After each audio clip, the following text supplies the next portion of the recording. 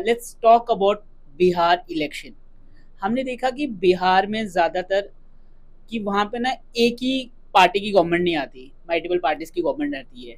तो इस बार आप बिहार की इलेक्शन को कैसे देख रहे हो?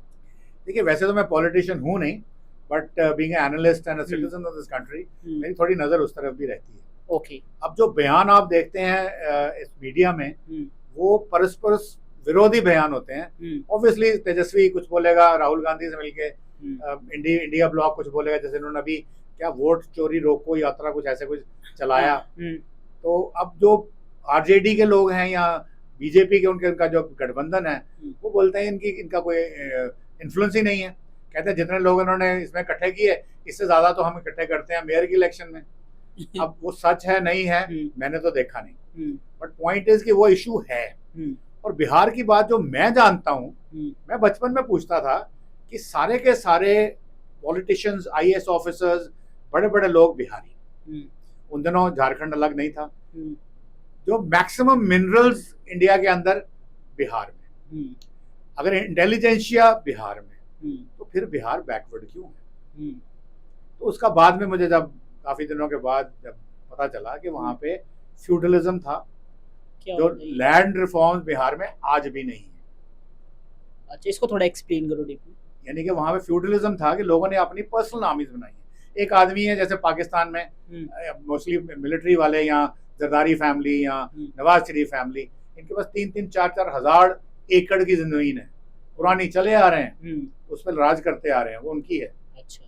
जम्मू कश्मीर में शेख अब्दुल्ला ने आते ही हटा दिया था, यहाँ ऐसा कुछ नहीं है। जब जम्मू कश्मीर पहली स्टेट थी जब लैंड रिफॉर्म्स हुए थे भारत में, तो बिहार में कहते हैं आज भी नहीं है। तो वहाँ उन्होंने अपनी अपनी सेनाएं बना रखी है। अच्छा। तो गुंडागर्दी बहुत ज्यादा है। अब मेरे दोस्त थे, मैंने उनको बोला कि रिटायर्ड मेजर जनरल, तो उन्होंने एक बड़ा इंटरेस्टिंग किस्सा सुनाया। बोले मैं अपने गांव में गया तो मैंने दूसरे बंदे को बात करते सुना, मेरे बारे में बात कर रहा था। अच्छा। कहता ये तो जनरल बना हुआ फौज का, अगर कर्नल होता ना तो इसके घर तक सड़क आती, इसके घर तक बिजली आती। हालांकि कर्नल छोटा होता है, मेजर जनरल बहुत बड़ा था। और उनके दिमाग में क्या है, कर्नल होता तो ये होता, मतलब कोई इन्फ्लुएंशियल बंदा होता तो ही इसको सड़क मिलती, तो ही इसको बिजली मिलती। तो मैंने उनको बोला, मैं यार मुझे ये बताओ, आपका कहने का मतलब कि आपके गांव में बिजली नहीं पहुंची, जबकि हिंदुस्तान में हर गांव में बिजली है, हर गांव में पानी है, क्या बिजली लगाई नहीं? कहता नहीं यार, लगाते हैं बिजली, खंबे भी लगाते हैं, वायर्स भी लगते हैं, बिजली भी चलती है, और वो तारें तो छोड़ो, वो खंबे भी उखाड़ के ले जाते हैं। अच्छा। तो मैं कहा उनको नुकसान नहीं होता? कहता नहीं, जो इन्फ्लुएंशियल आदमी है उसने अपने घर में जनरेटर बना रखे हैं। अच्छा। वो आपसे किराया लेता है आपको बिजली देने का।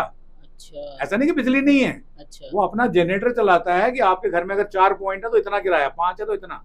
तो वो एक माफिया चल रहा है। ये आज भी चल रहा है? ये आज भी चल रही है। मैं अभी रिसेंट बात बता रहा हूँ। मेजर जनरल साहब है, नाम नहीं लेता उनका। ये आउटर वाली एरियाज में चल रहा होगा, सिटीज में नहीं, ऑब्वियसली है ना, रूरल एरियाज में। पटना ऑफ कोर्स है, पाटलिपुत्र बड़ी सेंटर, वहां नहीं ऐसा होता, पर मोस्ट ऑफ द प्लेसेस वहां उन्होंने अपनी आर्मीज बना रखी है, गुंडागर्दी है। अब लालू प्रसाद जी को देख लीजिए, चारा घोटाला वगैरह वगैरह, उनकी भी बड़ी इंटरेस्टिंग कहानी है, मगर आज टाइम नहीं है आपके पास, वो भी किसी और दिन सुनाऊंगा। तो तेजस्वी यादव वगैरह ये लोग क्या हैं? ये सब उसी फ्यूडल के बड़े बड़े लोग हैं जो पॉलिटिशियन बन बैठे हैं।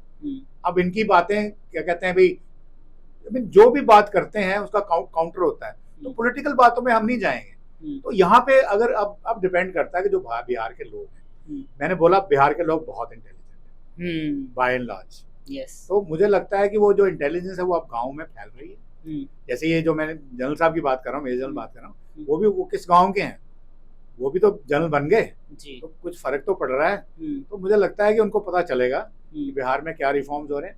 बाकी बीजेपी ने जो कुछ काम किए हैं, प्रधानमंत्री हर तीसरे दिन बिहार में चले जाते हैं, आपको पता ही है, इतने 1000 करोड़ के प्रोजेक्ट्स अनाउंस करके आते हैं। झारखंड को मैंने देखा है, मैं मानने को तैयार ही नहीं हुआ कि झारखंड है।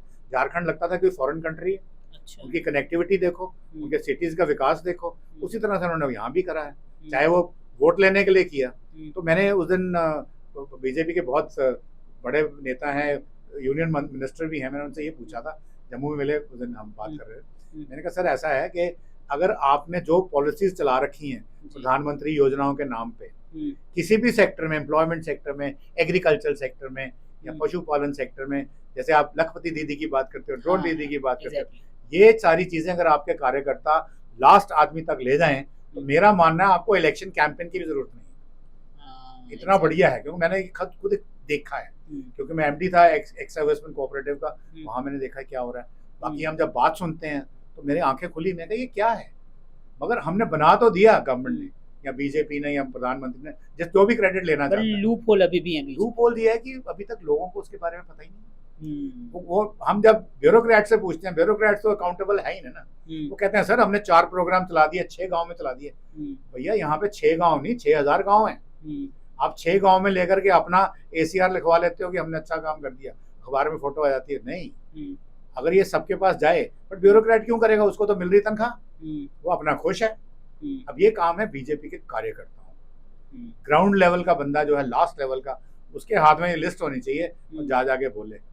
तो मेरा ये मानना है, और अगर वो सच होता है तो मेरे ख्याल में एनडीए वापस आएगी, मेरे ख्याल में, बिकॉज इंडिया गठबंधन को इस बार अच्छी मार पड़ने वाली। अच्छा, जैसे आपने वाइस प्रेसिडेंट इलेक्शन में भी देख लिया, क्रॉस वोटिंग, उन्होंने सुबह क्या क्लेम किया, शाम को क्या मिला।